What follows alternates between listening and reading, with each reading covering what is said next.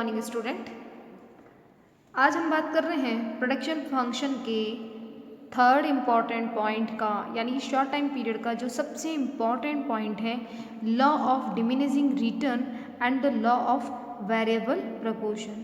देखिए ये क्वेश्चन बहुत ही इम्पॉर्टेंट है, वेरी इम्पॉर्टेंट क्वेश्चन, जो कि 15 मार्क्स का आता है क्वेश्चन। 15 नंबर का मार्क्स आता है आपके सी पार्ट में। तो ये बहुत इंपॉर्टेंट क्वेश्चन है। क्या कहते हैं? उत्पत्ति हास नियम, या इसका क्वेश्चन आ सकता है उत्पत्ति परिवर्तनशील अनुपातों का नियम।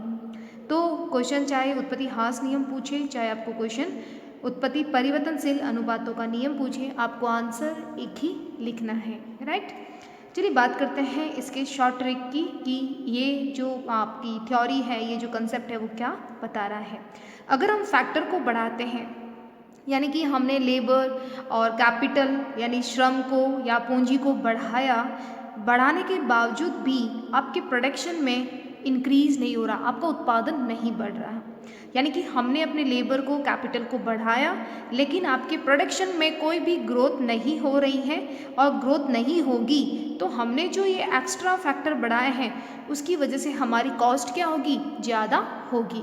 तो ये मेन कह सकते हैं इस कंसेप्ट की एक पॉइंट में, एक लाइन में इसका आंसर है कि जब भी हम फैक्टर को बढ़ाते हैं, इंक्रीज करते हैं, लेकिन हमारे प्रोडक्शन में इतना ग्रोथ नहीं होता है और उसी की वजह से हमारी कॉस्ट जो होती है, लागत होती है, वो बढ़ जाती है। क्लियर है आपको? चलिए इसकी बात करते हैं, इसका कंसेप्ट क्या है या इसकी मीनिंग क्या है। After a certain point, increase in production will be at low proportion than the increase in the quantity of labor and capital employed for production, which is known as a law of diminishing return। Simple है कि एक कह सकते हैं एक point के बाद में, एक बिंदु के बाद में, जब हम अपने उत्पादन को, यानी कि हम कह सकते हैं जब उत्पादन में जो वृद्धि है, वो उत्पादन के साधन, जो प्रोडक्शन में जो आप कह सकते हैं वृद्धि हो रही है, वो उत्पादन के साधन कौन से हो गए? जो हम लेबर को यूज़ कर रहे हैं यानी कि श्रमिक को, और दूसरा हम पूंजी यानी कैपिटल को यूज़ कर रहे हैं। तो हमारे प्रोडक्शन में जो इंक्रीज हो रहा है यानी वृद्धि हो रही है, वो लेबर और कैपिटल के कंपैरिजन में कम हो रहा है, यानी कि हम लेबर और जो कैपिटल है उसको बढ़ा रहे हैं, उसके कंपैरिजन में हमारा उत्पादन इतना बढ़ नहीं रहा है।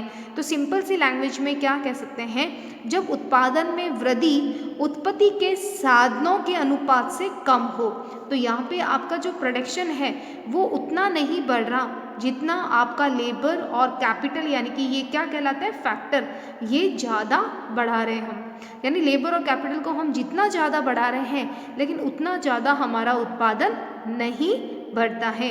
तो इसी को ही हम क्या कहते हैं? उत्पत्ति हास नियम, यानी कि लॉ ऑफ डिमिनिशिंग रिटर्न। ठीक है, तो उत्पत्ति हास नियम किसे कहा जाएगा? जब आप कह सकते हैं एक निश्चित बिंदु के पश्चात, यानी आफ्टर अ सर्टेन पॉइंट, उत्पादन में लगाए गए जितने भी कैपिटल है, चाहे आपका श्रमिक है यानी कि लेबर है, वृद्धि करने से उत्पत्ति के अनुपात में कम वृद्धि होगी, वही उत्पत्ति का हास नियम कहलाएगा। क्लियर है आपको?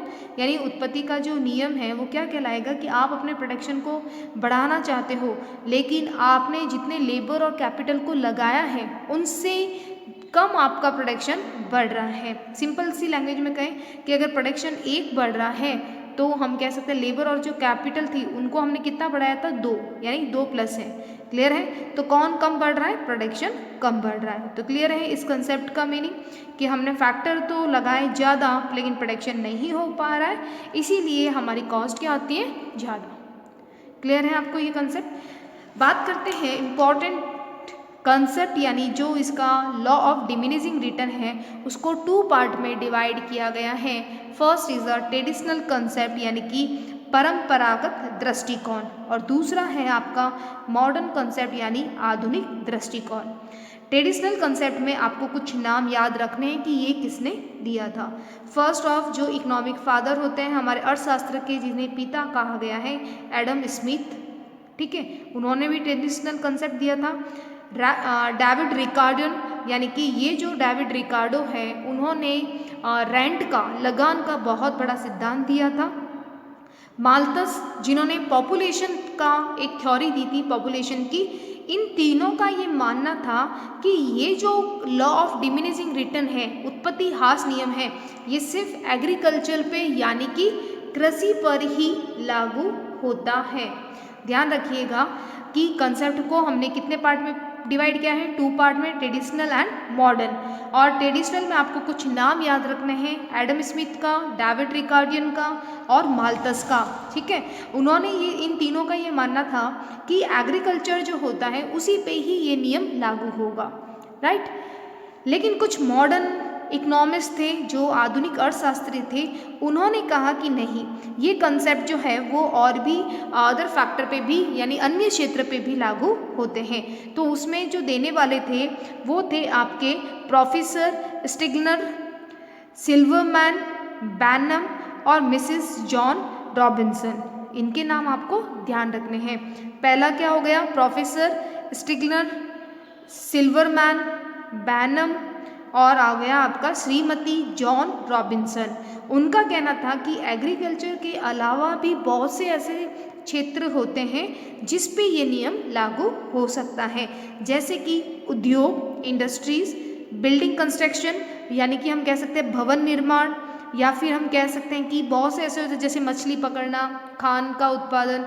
तो ये सारे के सारे किस में आते हैं, मॉडर्न कंसेप्ट में। क्लियर है। तो हम बात कर रहे थे लॉ ऑफ डिमिनिशिंग रिटर्न का, लॉ ऑफ वेरिएबल प्रोपोर्शन का, जिसमें हमने कितने पार्ट में डिवाइड किए हैं, 2 पार्ट में, ट्रेडिशनल कंसेप्ट और मॉडर्न कंसेप्ट। चलिए इसके बाद बात करते हैं कि ये मेन कंसेप्ट कहना क्या चाहता है। तो इसको सबसे पहले हम ट्रेडिशनल कंसेप्ट यानी परंपरागत दृष्टिकोण को देखते हैं। देखिए मेन ये कंसेप्ट क्या कह रहा था, ट्रेडिशनल कंसेप्ट, जिसमें अभी हमने बात की थी 3 इकोनॉमिस्ट थे, एडम स्मिथ थे, रिकार्डियन थे और हमारे कह सकते हैं कि माल्थस थे। लेकिन इसकी एक बहुत ही इम्पॉर्टेंट डेफिनेशन है जो कि प्रोफेसर मार्शल ने दी थी। ठीक है, ये भी बहुत बड़े इकोनॉमिस्ट थे प्रोफेसर मार्शल। उन्होंने क्या डेफिनेशन दी थी, देखिए, law of diminishing return in this word. उन्होंने उत्पत्ति ह्रास नियम को अपने शब्दों में समझाया कि क्या होता है उत्पत्ति ह्रास नियम। देखिए क्या कह रहे थे, there is no improvement in techniques of agriculture production then increase in agriculture production is proportion low than the in increase in the quantity of labor and capital and in it।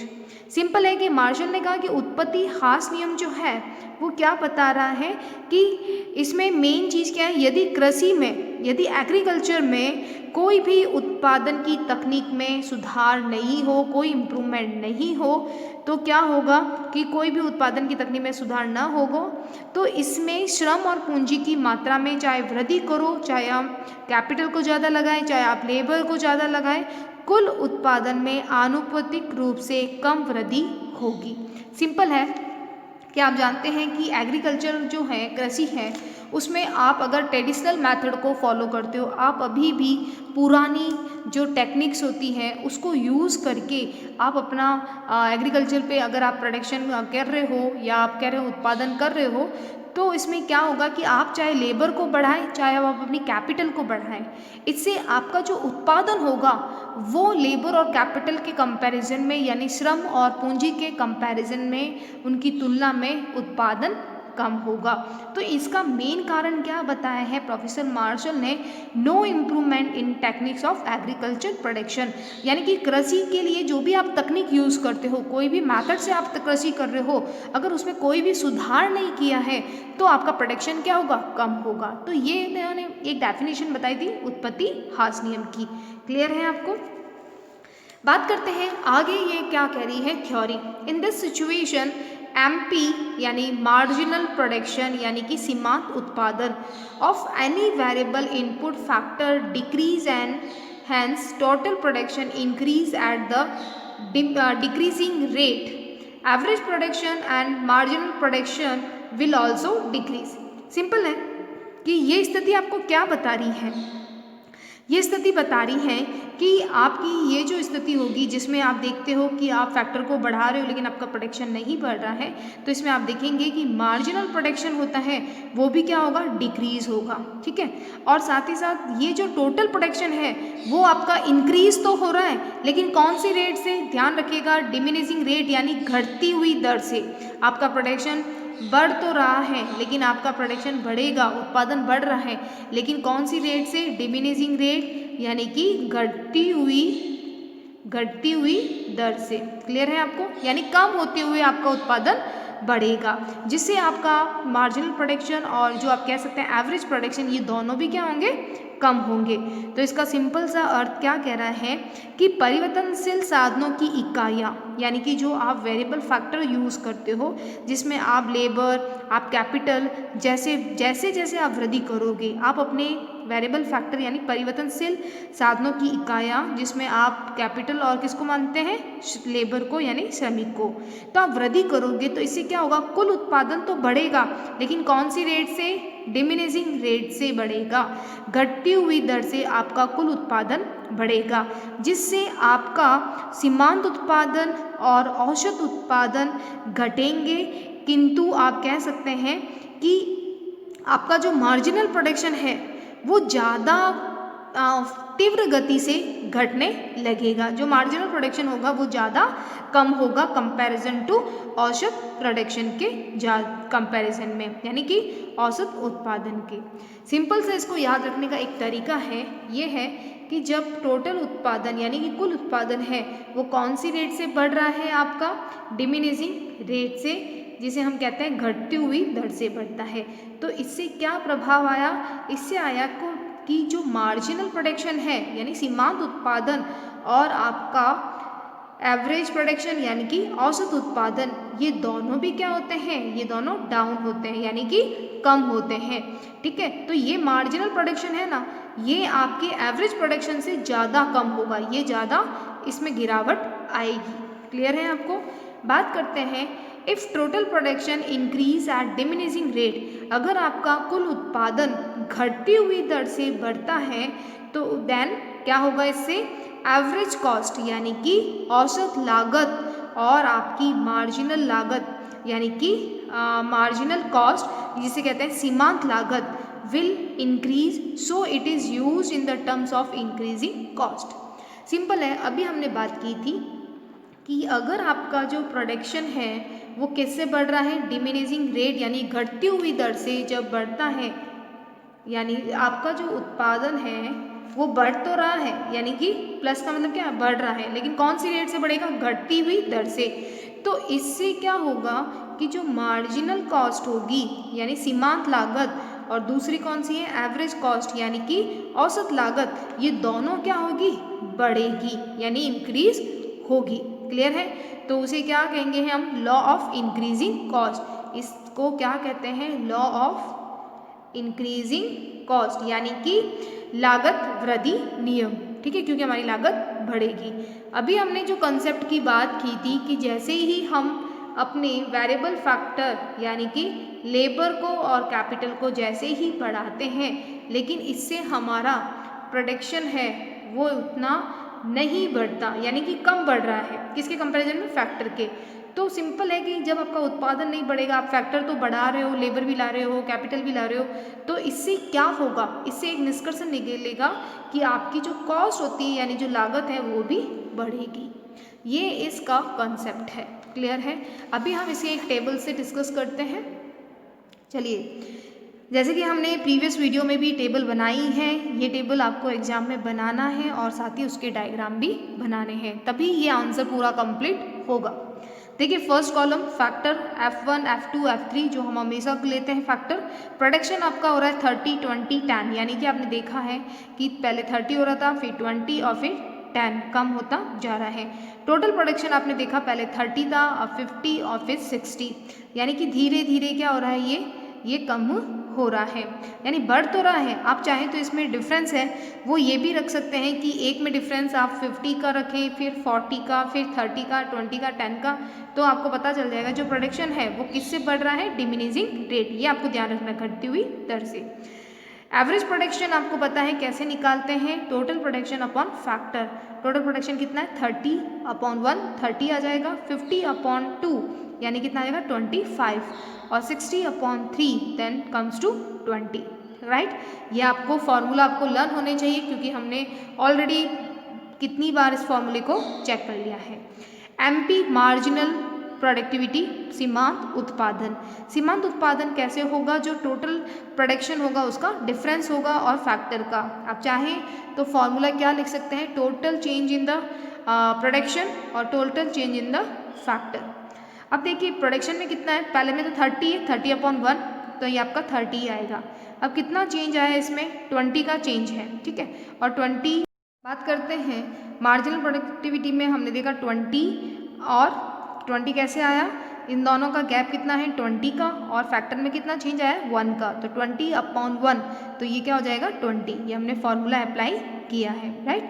अब 10 यहाँ पे जो 50 और 60 में gap कितना है 10 का, और 10/1 ये इनमें कितना डिफरेंस है 1 का, तो टोटल प्रोडक्शन में कितना डिफरेंस आया 10 का, और टोटल फैक्टर में कितना आया चेंज 1 का, तो 10/1 तो ये आ जाएगा आपका 10। कॉस्ट हमने 100 माना है, तीनों में ही 100 100 100 माना है। टोटल कॉस्ट निकाल देंगे, कितना होगा, कॉस्ट को प्लस करेंगे, 100 + 100 200, 200 + 100 300, राइट। एवरेज कॉस्ट का फॉर्मूला क्या होगा, total cost upon total production. Total cost कितना है यहाँ पे 100, ठीक है। टोटल प्रोडक्शन कितना है 30, तो 100/30 तो ये आ जाएगा 3.33। टोटल प्रोडक्शन है आपका 200/50 तो ये आ जाएगा 4। टोटल प्रोडक्शन है आपका 300 अपॉन आपका टोटल कॉस्ट कितना है 300 और टोटल प्रोडक्शन है 60, तो 300/60 तो ये आ जाएगा 5। एमसी कैसे निकालेंगे, मार्जिनल कॉस्ट यानी कि सीमांत लागत। सीमांत लागत निकालने का फॉर्मूला होता है कॉस्ट अपॉन पी। कॉस्ट है 100/30, 200 कॉस्ट कितनी है, कॉस्ट 100/20 तो ये आ जाएगा आपका 5। फिर आपका 100/10 तो ये आ जाएगा आपका 10। तो ये आपने बनाई टेबल, ठीक है, जो हमने ऑलरेडी प्रीवियस वीडियो में इस तरह से बना के टेबल डिस्कस की थी। इसीलिए आपको ये फॉर्मूले सारे लर्न होने चाहिए, लर्न है तो ये टेबल बिल्कुल आराम से बन सकती है। अब निकालने का टाइम आ गया है रिजल्ट। रिजल्ट आपको पता है एवरेज प्रोडक्शन और मार्जिनल प्रोडक्शन का एक कॉलम बनाते हैं और हम एवरेज कॉस्ट और मार्जिनल कॉस्ट का एक। क्लियर है आपको। अब देखिए यहाँ से चेक करना है रिजल्ट 30 25 20, फिर 30 20 10 क्या हो रहा है, कम हो रहा है या ज़्यादा। देखा आपने कि पहले 30 था और 25 और फिर 20, फिर 30 20 10 यानी कि मार्जिनल प्रोडक्शन और आपका जो कह सकते हैं एवरेज प्रोडक्शन ये दोनों ही क्या हो रहे हैं, कम हो रहे हैं, यानी कि ह्रास यानी कि कमी आ रही है, डिक्रीजिंग हो रहे हैं, राइट। तो एक का रिजल्ट आ गया कि दोनों ही कम हो रहे हैं। अगर आपसे ये पूछा जाए कि मार्जिनल प्रोडक्शन है वो ज़्यादा कम हो रहा है या एवरेज प्रोडक्शन, तो आप इस टेबल से बता सकते हो कौन ज़्यादा कम है, कौन सा है मार्जिनल प्रोडक्शन, ठीक है। बात करते हैं एवरेज कॉस्ट और मार्जिनल कॉस्ट की। दोनों ही क्या हो रहे हैं, यहाँ पे देखिए 3.33 फिर 4 फिर 5, यहाँ पे आपने देखा 3.33 5 और 10 क्या हो रहा है, बढ़ रहा है या कम हो रहा है, इन कॉस्ट हमारी बढ़ रही हैं, ठीक है। फिर 4 थी फिर 5 आ गई, फिर 5 थी फिर 10, तो हम लिखेंगे जो एवरेज कॉस्ट और मार्जिनल कॉस्ट है वो इंक्रीज यानी कि वृद्धि हो रही है। क्लियर है आपको। और ज़्यादा वृद्धि किस में हो रही है, मार्जिनल कॉस्ट में। चलिए इसके डायग्राम बनाते हैं, सिंपल है। ओ एक्स पे हम फैक्टर यानी units of labour and capital, श्रम और पूंजी की इकाइयाँ ओ एक्स पे दिखाएंगे, ओ वाई पे बताएंगे औसत उत्पादन और सीमांत उत्पादन को। डायग्राम देखिए, टोटल प्रोडक्शन हमारा बढ़ा, लेकिन कौन सी रेट से, ध्यान रखिएगा डिमिनिशिंग रेट यानी कि ह्रास दर से। आपने देखा कि एवरेज प्रोडक्शन है वो उसमें गिरावट कम हो रही है, जबकि कंपैरिजन किसकी ज़्यादा हो रही है, एमपी में मार्जिनल प्रोडक्शन में। तो ये आपने देखा एवरेज प्रोडक्शन से ज़्यादा आपके मार्जिनल प्रोडक्शन में ज़्यादा कम हो रहा है। क्लियर है आपको। उसी तरह से आप बताएंगे कॉस्ट का डायग्राम, जिसमें हम बताएंगे ओ एक्स पे बताएंगे फैक्टर भी लिख सकते हैं या फिर आप लिख सकते हैं units of labour and capital यानी कि श्रम और पूंजी की इकाइयाँ ओ एक्स पे, और ओ वाई पे बताएंगे औसत लागत और सीमांत लागत, average cost and marginal cost. Simple है, दोनों ही कॉस्ट क्या हो रही है, बढ़ रही है। एवरेज कॉस्ट बढ़ रही है लेकिन मार्जिनल कॉस्ट उससे ज़्यादा इंक्रीज हो रही है। देखा आपने 5 to 10, तो ये ज़्यादा इंक्रीज हो रही है। तो ये था हमारा एक कंसेप्ट ट्रेडिशनल कंसेप्ट के माध्यम से हमने आपको ये समझाया कि जो लॉ ऑफ डिमिनिशिंग रिटर्न है उसको हमने 2 पार्ट में डिवाइड किया, ट्रेडिशनल कंसेप्ट और मॉडर्न कंसेप्ट में। तो ये था आपका ट्रेडिशनल कंसेप्ट। नेक्स्ट वीडियो में हम बात करेंगे मॉडर्न कंसेप्ट की। क्लियर है आपको? Thank you.